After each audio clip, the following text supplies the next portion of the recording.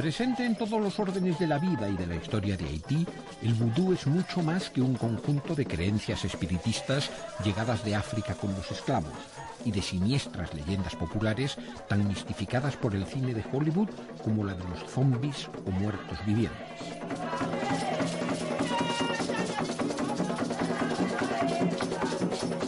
El vudú no solo es la religión mayoritaria de Haití, sino también su principal seña de identidad nacional. Despreciado por las clases dominantes como superstición, sus prácticas aportan formas primitivas de organización social en un estado fracasado.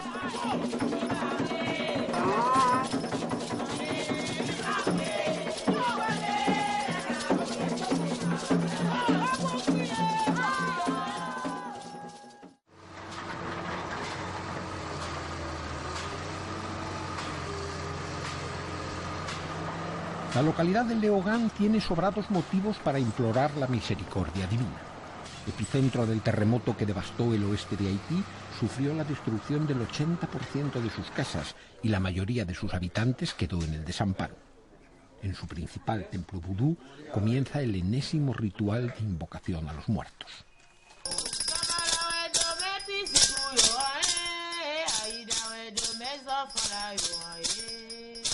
Los sacerdotes oficiantes, el Ugán y la Mambó, suplican a los espíritus fuerzas para que la población soporte el nuevo dolor acumulado sobre sus antiguas miserias. Saben lo que piden, porque conocen bien las necesidades de sus gentes.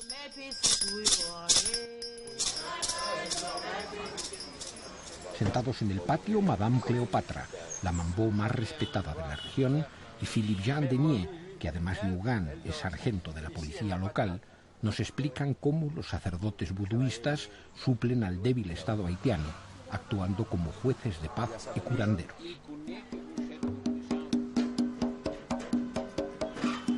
El antiguo cementerio de Léogâne también acusa los efectos del seísmo. En un país que rinde culto a la muerte, no es raro que se reparen los sepulcros antes que las viviendas. Tampoco que se escriban cartas a los ausentes sobre sus tumbas, ni mucho menos que entre los símbolos cristianos aparezcan objetos rituales del vudú como fetiches y ofrendas al varón Samedi, espíritu guardián de la encrucijada por donde pasan las almas camino de la eternidad.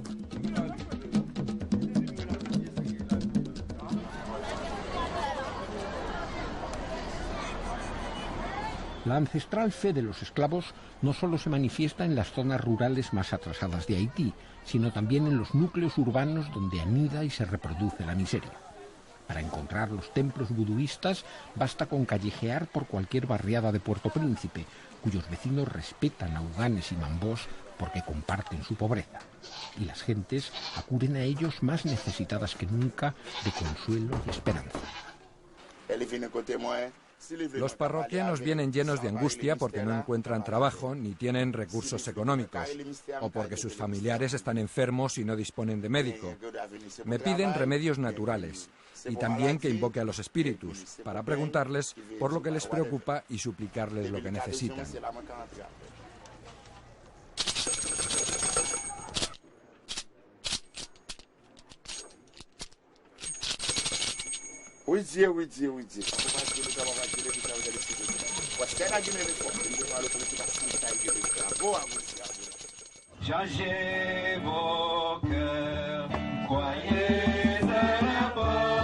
Si el vudú es la fe de los miserables, el cristianismo fue siempre la religión de los poderosos.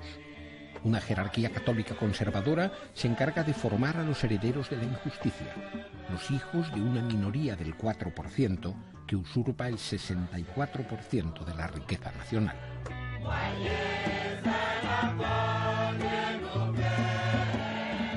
Mientras que el vudú era perseguido como un culto al diablo, el catolicismo mantiene su primacía desde los tiempos de la esclavitud.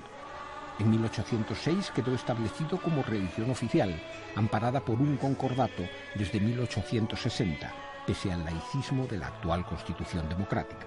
Y aunque Haití ya no sea un Estado confesional, su gobierno continúa financiando a la Iglesia Católica.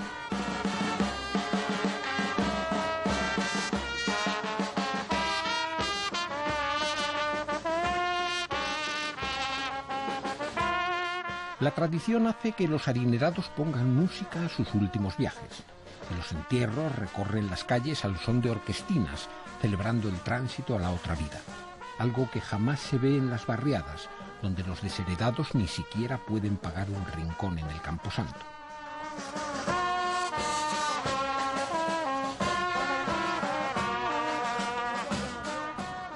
En Cité Soleil, el mayor infierno social de América, el terremoto ha profundizado la miseria que se extiende como un cáncer social. Quienes perdieron sus hogares de cartón han improvisado precarios refugios donde afrontar la amenaza de las lluvias y los vientos. A poco que se camine entre las chabolas de Cité Soleil, contando con la benevolencia de sus bandas armadas, se da con alguno de los templos de la Tom buduistas.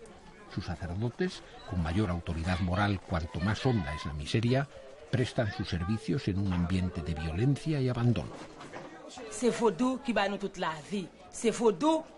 El vudú es vida, es lo que infunde vida a los árboles, es lo que hace vivir a cada persona, a todo el mundo. Pero el vudú también tiene aspectos sociales tan importantes como la escolarización, la llamada agenda alfa, y proporciona cuidados médicos a los enfermos y brinda protección a los niños.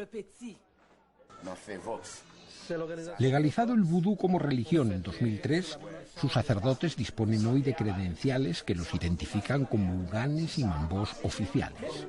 Atrás quedaron los tiempos en que hasta finales del siglo XIX los buduistas eran encarcelados y ejecutados por brujería. Todavía en 1941, la última campaña contra la superstición desató una cruenta persecución, pero hace ya más de 20 años que el vudú cobró presencia pública, reivindicado por intelectuales y artistas. Los extranjeros suelen identificar al vudú como algo detestable y llegan a decir que el vudú es el diablo. Pero el vudú no es el diablo. Nosotros trabajamos con los espíritus. Y cuando hacemos un trabajo espiritual, la gente nos paga y ese dinero lo empleamos para ayudar a la población que no tiene que comer. En abril de 2005, los sacerdotes con mayor formación intelectual crearon una Federación Nacional Vudú y 3 años después eligieron como su autoridad suprema al Ugan Ati Max Beauvoir, un bioquímico de 72 años formado en el City College de Nueva York y en la Universidad de la Sorbona. El vudú, los buduistas han decidido de modernizarse, de poner la cabeza juntos, poner una estructura y hacer un grupo que puede dar la mano a los cristianos y hacerlo entender que la única cosa que tiene por el país para ir al frente es de poner la mano y mano a la mano del otro y trabajar juntos para la construcción nacional. Ceremonia solemne en el peristilo de Marianí, modesto Vaticano del vudú en las afueras de Puerto Príncipe, al que suelen acudir gentes de la cultura, diplomáticos y funcionarios del gobierno. Muchos ritos ancestrales del vudú se han mantenido y desarrollado gracias a un doble proceso de secretismo y sincretismo, porque para sobrevivir su liturgia se enmascaró con la iconografía católica, y los principales sacerdotes buduistas se esfuerzan en suavizar algunos de sus rituales para evitar que sean confundidos con magia negra.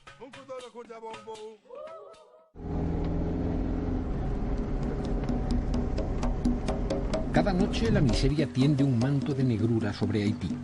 A la incierta luz de los candiles alientan los miedos, y el lado más oscuro de la espiritualidad buduista se manifiesta en leyendas como la de los zombies, tan siniestra como las europeas de los vampiros o la Santa Compañía.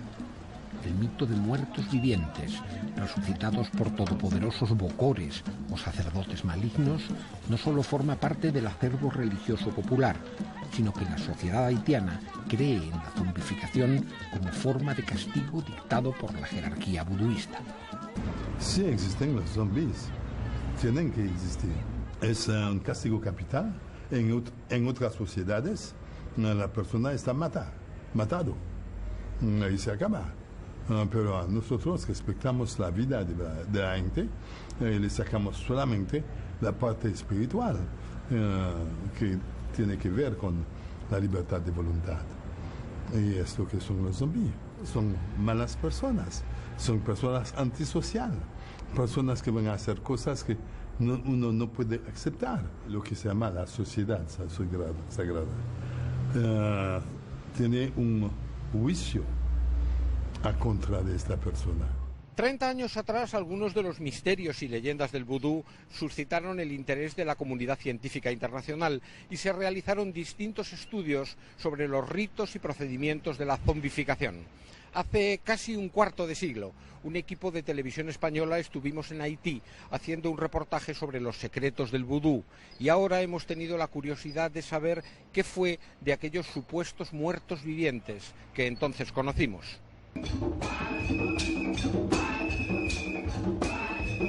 A finales de los años 70, científicos de la NASA, universidades norteamericanas y funcionarios de la UNESCO se interesaron por el mito de la zombificación. Surgieron entonces varios casos de personas que, tras ser dadas por muertas y enterradas, habían reaparecido con las facultades mentales muy mermadas.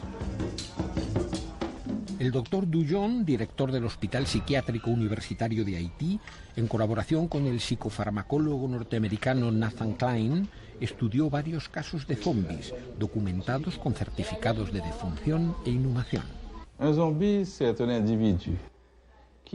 Un zombi es un individuo que ha desarrollado un estado de muerte aparente bajo los efectos de un veneno que le ha sido administrado. En ese momento se le cree realmente muerto y se procede a su inhumación en el cementerio, como se haría con cualquier persona muerta. Pero algunas horas más tarde, unas personas conocedoras de lo que llamamos vudú, los unganes o sus auxiliares, van al cementerio y reaniman a esa persona.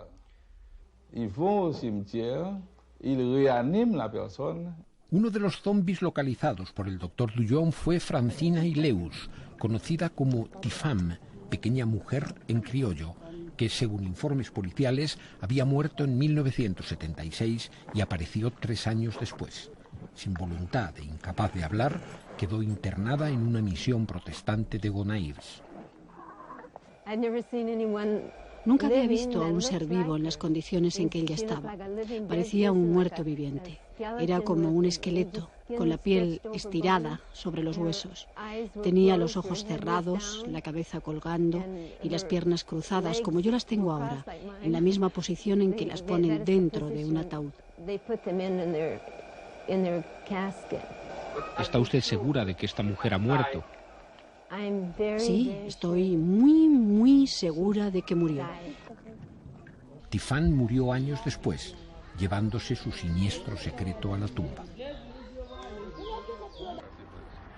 Tampoco vive ya el zombi cuya historia alcanzó mayor notoriedad mundial, Narcís Clervius, que falleció en manos de un médico norteamericano en el Hospital Internacional Albert Schweitzer y tardó 16 años en regresar a su casa. Según Max Beauvoir, fue castigado con la zombificación por haber pretendido despojar de sus tierras a su propia familia.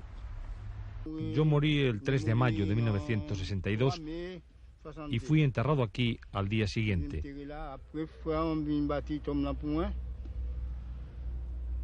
Me metieron aquí debajo y estuve más de 2 días sepultado.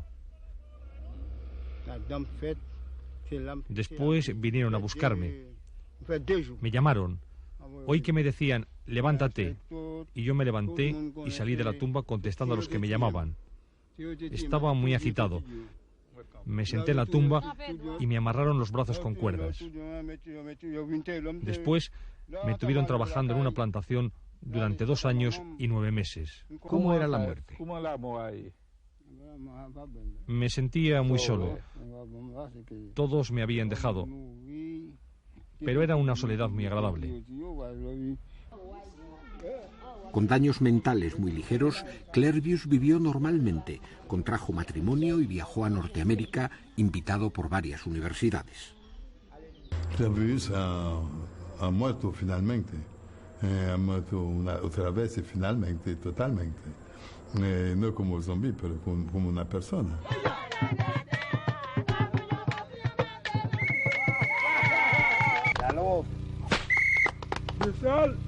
Los procedimientos empleados en la zombificación constituyen uno de los misterios mayores del vudú.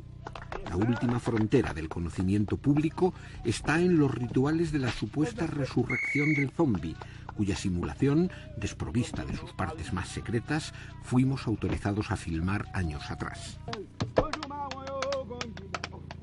Sin embargo, los investigadores lograron identificar sustancias venenosas empleadas para inducir un estado cataléptico o de muerte aparente y que causa daños en las zonas del cerebro que controlan el lenguaje, la memoria y la voluntad. La tetradontoxina es el verdadero veneno según los investigadores. Esa tetradontoxina es una toxina o veneno segregado por un animal. Un pez que se encuentra en las Antillas, al igual que en Japón.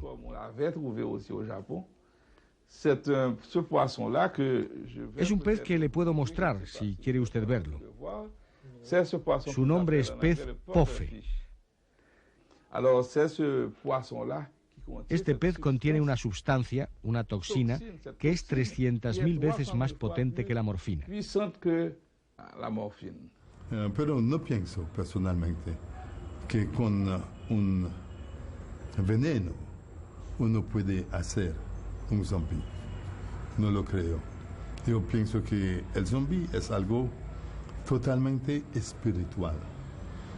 Para entenderlo uno tiene que entender cómo funciona el alma de los hombres. Cuando falleció el doctor Dullon en mayo de 1995, corrió el rumor de que la Sociedad Sagrada lo había condenado a morir para frustrar sus investigaciones, pero tanto su familia como la suprema autoridad vudú lo niegan. Murió a consecuencia de un accidente cardiovascular y de complicaciones renales. Hay ciertas creencias en el país, usted lo sabe. Gentes que dicen que él se ocupó de los zombies, que fue demasiado lejos con los zombies y con los inganes, y que por eso lo mataron. No, sabemos que murió de muerte natural. Él murió, pero al mismo tiempo el doctor Klein murió también, 2 meses después o antes. Pero no pienso que es zombies. Yo pienso que es grande coincidencia, pero coincidencia. ¿Todos murieron de la misma manera? De la misma manera. Sí, sí. En lugares muy diferentes. Dr. Dullon murió aquí. Dr. Klein murió en Israel. Y David Merritt murió en América. Un lugar muy diferente. No pienso que el vudú ha castigado a ellos. Entre los numerosos científicos atraídos por la increíble historia del zombie Clervius, estuvo un hermano del doctor Dullon, criminólogo y catedrático de psicología en la Universidad de Montreal, que regresó a Haití para investigarlo. Pero su desventura contribuyó a alimentar la superstición popular. Quiso ir al pueblo natal de Clervius, a ver a la familia de Clervius y todo eso. Tuvieron un accidente cerca de Salmor. Tuvieron un accidente muy grave. Quedó con las piernas rotas por varios sitios, con el pubis roto. Así que, maltrecho, fue hospitalizado y finalmente lo enviaron de vuelta a Canadá. Su mujer no quiso volver más a Haití ni saber nada de aquellas investigaciones. Así que él tampoco regresó. Desde hace 15 años la comunidad científica no ha vuelto a interesarse por los enigmas del vudú. Se hizo el silencio e incluso dejaron de aparecer nuevos casos de supuestas zombificaciones. Pero en el deteriorado Hospital Universitario de Puerto Príncipe todavía se habla en voz baja sobre la cuestión. Hace ya algunos años que no tenemos este tipo de enfermos aquí, pero en el tiempo del doctor Dullon los hubo. Puedo entender que a su juicio ahora se dan en la sociedad haitiana menos casos de zombificación que antes. Eso no podría decirlo, tampoco podría decirlo. Aunque aquí no hemos vuelto a recibirlos, no podría decirlo, porque sé que culturalmente es algo que existe. Se dan esos casos en Haití de personas que mueren y algún tiempo después se las ve regresar a sus domicilios. Pero no en su estado inicial. Son gentes que realmente han sido zombificadas. Si hiciéramos un sondeo, le garantizo que encontraríamos no pocos casos. En el caos del archivo hospitalario no hay forma de encontrar datos sobre los antiguos zombies. Sin embargo, su actual director, que cursó las prácticas médicas en la época del doctor Dullon, recuerda los casos más destacados y conserva algunas fotografías. A partir de 1985 estaba Narcís. Este es, mire, aquí tenemos a Narcís. Y después estaba también Francine.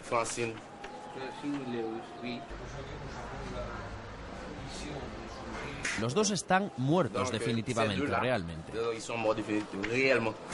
No ha habido más casos de zombificación durante los últimos años. Ha habido un caso solamente, pero sus parientes no quisieron dejar que se investigara ni se averiguase lo que había ocurrido.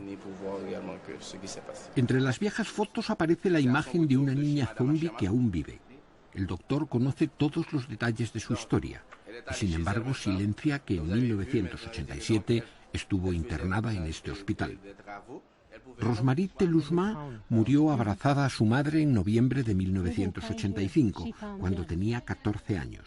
Fue enterrada tras permanecer una semana en la cámara frigorífica del depósito de cadáveres de Gonaives. 7 días allí dentro, muerta, porque no teníamos dinero para enterrarla. Pedimos ayuda a la familia y a los amigos. Y mientras, ella seguía en el depósito, solita, allí. No sabíamos qué hacer. Hasta que por fin pudimos pagar la sepultura.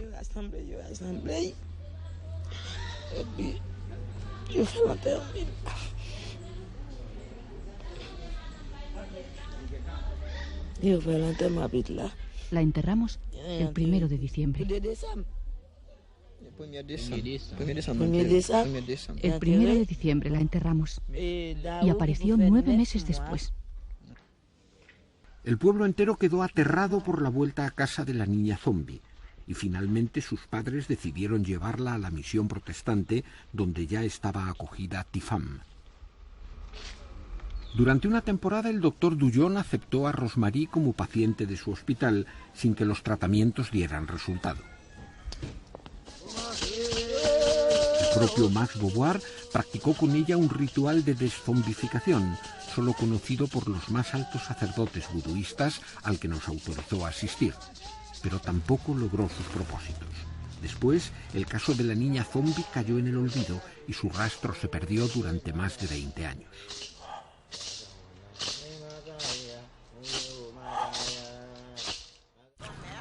Sin embargo, no nos resultó difícil encontrar a Rosemarie. Sabíamos que su familia vivía en el norte de Haití y no tardamos en localizarla en Cap-Haitien, donde la ciudad entera conoce su historia. Al principio, sus padres, temerosos y avergonzados, no permitieron que viéramos las condiciones inhumanas en que mantienen confinada a Rosemarie, que ahora se llama Janet.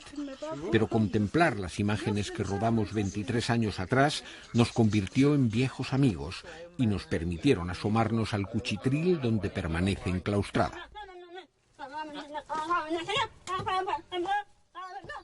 A sus 39 años, la antigua niña zombie sobrevive como un animal enjaulado y purga su condena de apestada por la superstición, repitiendo alienada una incomprensible letanía.